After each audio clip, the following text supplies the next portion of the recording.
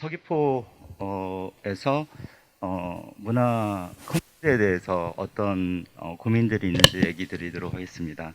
제목이 너무 거창하죠?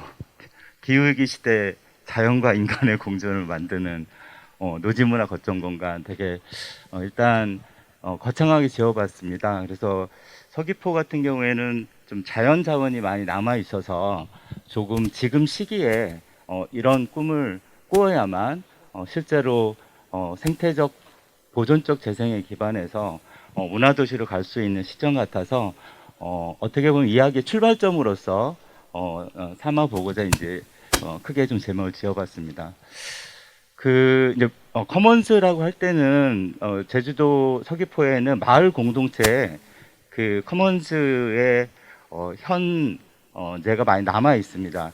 105개 마을이 있고 그 중에 76개리의 마을에는 현재도 마을 공동체가 있고 마을 향약이 남아 있어서 마을 향약에 따라서 이제 회장님이라고 부르거든요. 서귀포에서 이장님이라고 잘 안 부르더라고요. 그래서 회장님을 선출하고 3년 임기 또는 2년 연임을 통해서 이제 그 마을을 운영하고 있는 상황입니다. 그런데 기후위기가 서귀포에 오고 있습니다. 예를 들어서 여러분 감귤꽃 언제 피는지 아세요?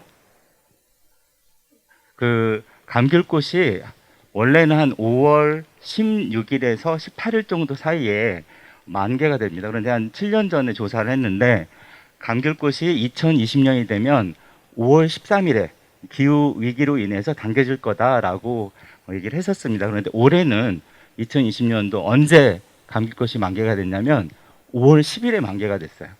그 사실은 서귀포 같은 경우에는 기후위기가 급속도로 오고 있다는 거고, 제가 1월, 2월 달에 있어 보니까 영하 0도로 떨어지는 시스템이 하나도 없어요. 되게 따뜻한 기온이어서 올해 되게 병충해가 많이 예상되는 그런 상황입니다.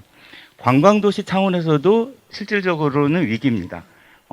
관광 차원에서도 기존에 이제 중국 관광객에 의존하던 서귀포의 기본 도시 구조에서는 되게 위기 상황에 있는 것이어서 문화도시 차원에서 이제 생태문화도시를 우리가 만들어보자 하는 것이었습니다.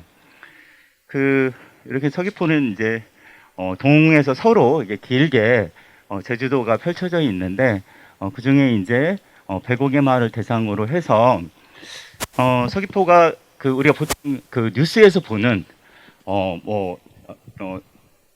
중국의 기업에서 개발을 하다가 버려진 공간이 있다.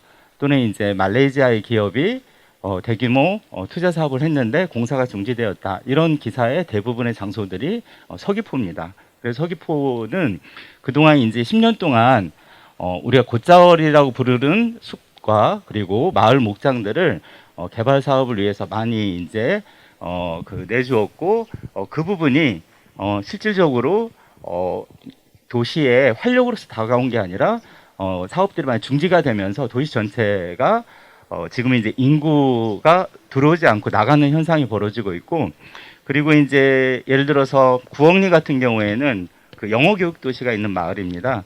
원래는 10년 전에는 전체가 이제 다 마을 원주민이었겠죠. 근데 이제 지금은 400명 정도가 원래 주민이거나 좀 이주하신 분들이고 1000명 정도는 영어 교육 도시에 오신 분들이 건물을 짓고 마을에 사세요. 그래서 이제 주민등록상의 주민수로 보면은 1,400명이지만 실제적으로는 400명의 마을 향약에 의해서 운영이 되는 공동체와 1,000명의 이주민들이 이제 분리된 상태로 마을이 이제 유지되고 있습니다. 그래서 문화도시에서 그러면 이제 해체되는 이런 어떤 그 문화 공동자원의 문제, 마을 목장이라든가 이런 부분이 다 공동자원이었는데 이게 매각이 되고 n분의 1이 되면서 미래 세대에게 전해질 수 없는 상황에 대한 고민들, 그리고 원주민과 이주민의 융합이 되지 못하면서 커먼즈가 깨지는 거. 예를 들어 교래리 같은 경우에는 거기는 기업이 많기 때문에 기업가도 있고 기업가가 있기 때문에 변호사들이 다 붙어 있어요. 그래서 마을의 공동체 향약에 대해서 문제 제기를 하는 상황이 발생을 합니다. 그래서 이제 마을 주민들이 어떤 결정을 하게 되면 우리도 주민이다. 그걸 왜 여기서만 결정을 하느냐? 그걸 가지고 이제 법정 소송을 하게 되는 그런 상황까지 전개되는 거죠. 그래서 이제 서귀포가 전통적으로는 순으름 문화에 기반해서 강력한 경제적, 문화적 커먼즈가 있었지만 지금은 되게 해체되어 가고 있는 상황이라고 생각하시면 될 것 같습니다. 그래서 이제 문화도시가 이건 이제 각자의 이해관계자에 따라서 목표치는 아직은 되게 다른 상황입니다. 이제 그것들을 이제 저희가 만들어가는 상황인데 어쨌든 이 부분에 대해서는 서귀포 시민 전체가 공유하는 것 같아요. 동감하는 건 자연과 공존하는 서귀포다운 라이프 스타일 이것을 다시 갖고 싶고 이게 이제 우리의 삶에 있었으면 좋겠다라고 얘기하는 것이고 거기에서 이제 노지 문화를 문화도시의 컨셉으로 잡았었습니다.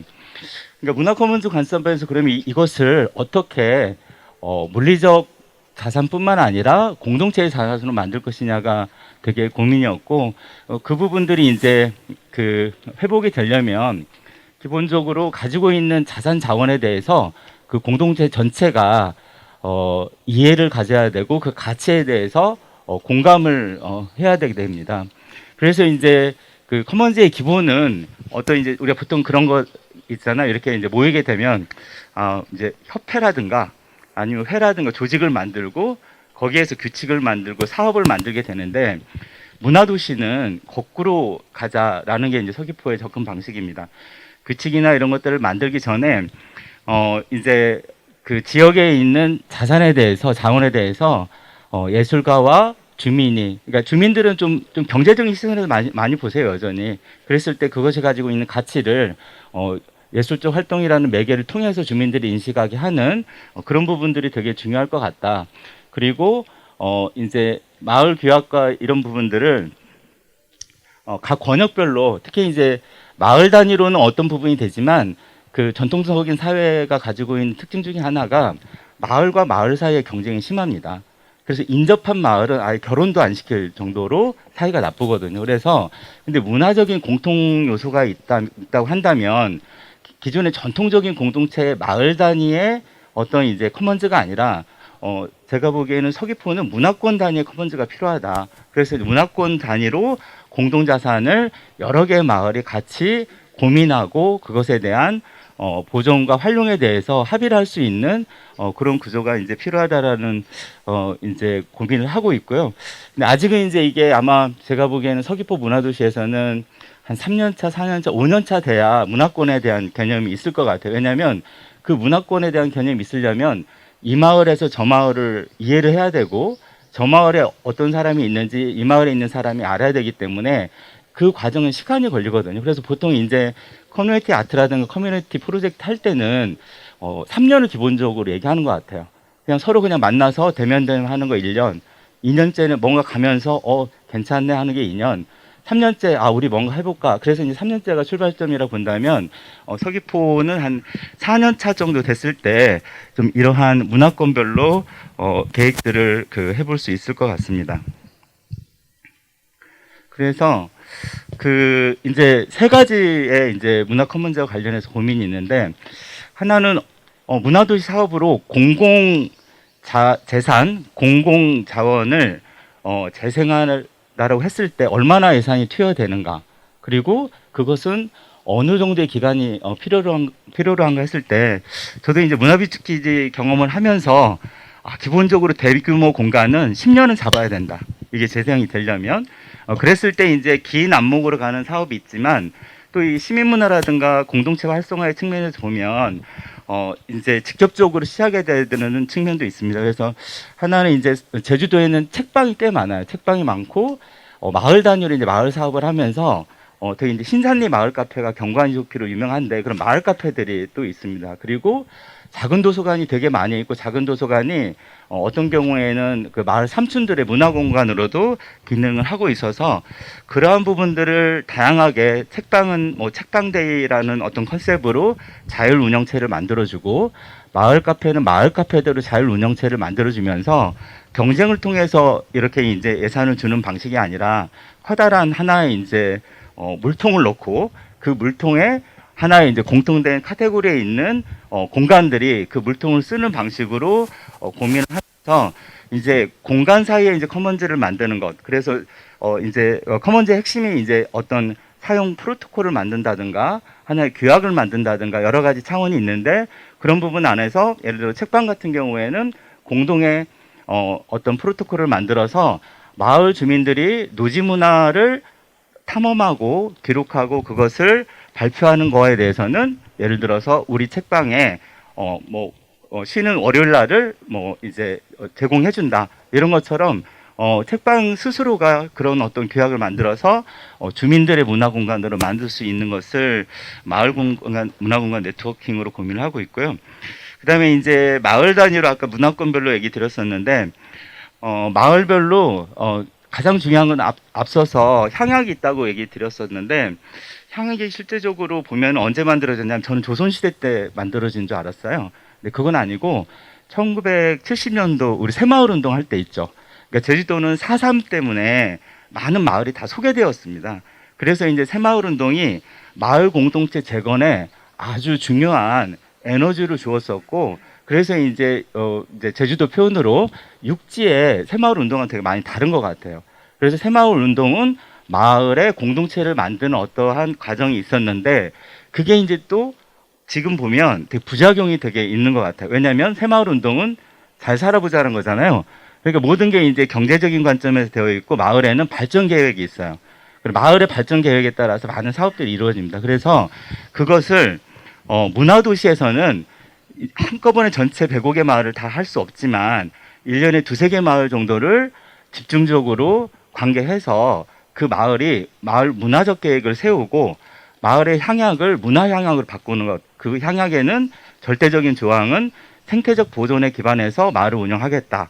그리고 그러한 생태적 보존과 문화적 가치와 생태적 가치를 융합하는 활동에 대해서 마을의 주민들과 예술가와 여러 이제 지역 생산자가 어떤 활동을 하고, 마을에는 마을 기금들이 있거든요. 그것을 어떻게 투여를 하겠다라는 하나의 이제 원칙들을 담는 것을 이제 마을 문화 계획으로 이제 하려고 하고 있습니다. 그래서 이제 요것들이 그리고 이제 세 번째로는 서귀포에는 대학이 없어요. 그 대학이 없는데 이제 뭐 한예종을 유치하자 이런 뭐 유치에 대한 얘기는 많지만, 실질적으로 코로나19 시대에 학습 체계라는 건 과거와 많이 다를 것 같습니다. 그래서 이런 부분들을 서귀포가 다른 도시와 다르게 있는 문화가 하나가 뭐냐면 교육복지기금이라는 게 있어요. 그래서 이제 기금 마련 행사를 하면서 예술가의 작품도 팔고 거기에 나온 일부를 이제 기금으로 축적하고 이러한 어떤 행사가 이러한 어떤 문화가 있었는데, 그 문화를 문화도시를 통해서 발전시켜서 서귀포의 다양한 앞서서 이제 마을 문화 공간이라는 이런 거점들이 하나의 다양한 교육 체계의 장소가 될 수 있는 큰 틀에 이제 대안 교육 체계를 고민하는 부분들이 이제 그 기금을 통해서 만드는 거 이러한 고민들을 지금 하고 있습니다. 그리고 이제 마지막으로 이제 문화 공유 공간인데, 그 앞서 이제 마을 문화 공간이 개인 사적 소유 공간을 문화도시 센터가 공동의 문화 협약을 맺어서 그 마을의 문화적인 어떤 공동 공간으로 될 수 있게 한다면, 이제 문화 공유 공간은 좀 컨셉이 기존에 이제 예를 들어서 제가 최근에 어천오한공단을 만났는데 되게 놀라운 사실을 알았어요. 서귀포에 가끔 가시면 제주도에 해녀의 집 가시죠? 해녀의 집 가서 뭐 전복죽도 먹고 그러잖아요. 제주도에 있는 해녀의 집 중에서 해녀분들이 직접 운영하고 직접 물질을 해서 채취한 것을 직접 요리를 해서 파는 곳은 딱 4군데밖에 없어요. 궁금하시죠? 나중에 거기 가세요. 제주시에는 함덕 잡녀촌이 있고요. 서귀포에는 성산 쪽에 몰려 있어요. 그래서 섭지 해녀의 집, 그다음에 시흥 해녀의 집, 그리고 이제 오조 해녀의 집. 오조 해녀의 집이 제일 유명한데 이 4개밖에 없다라는 사실이 되게 충격적이었어요. 왜냐하면 이건 해녀 문화에 대해서 2010년에 제주도가 인증받고 했지만, 실질적으로 해녀 문화에 어떤 측면들은 무너지고 있었다는 거죠.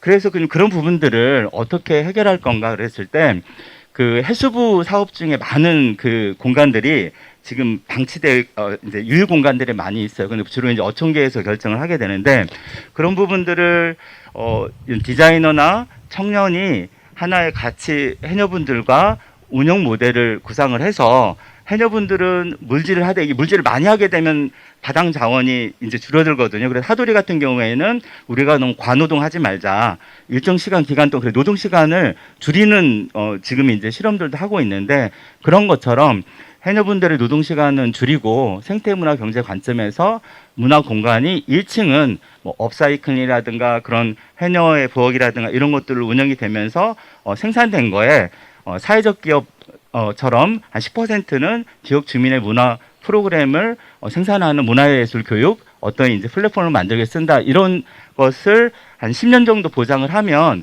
마을에서 마을 공간을 10년 정도나 20년 정도 개런티하고 문화도시 센터 하나 서귀포시에 위탁을 하고 그 공간을 운영하게 하는 사업이 문화 공유 공간입니다. 그래서 이 네 가지 차원에서 지금 이제 커먼즈에 대해서 고민하고 있고 이제 사례들은 나중에 뭐 내년 정도 하나 둘 마련이 되면 그때 이제 그 사례 주체들이 그런 것들을 설명드리기로 하겠습니다.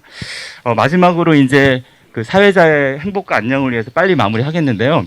그 첫 번째는 그러니까 마지막으로 드리면 제가 요즘 최근에 하나 사례를 보면서 되게 감동한 게 있었어요. 어떤 거냐면 핫핑크 돌핀스라는 돌고래에 관한 예술활동과 운동을 하는 그룹인데 대정 쪽에 있어요. 대정 쪽에 있는데 실질적으로 대정의 기후 위기로 인해서 자리돔이 많이 없어지면서 방어가 많이 줄어들고 있거든요.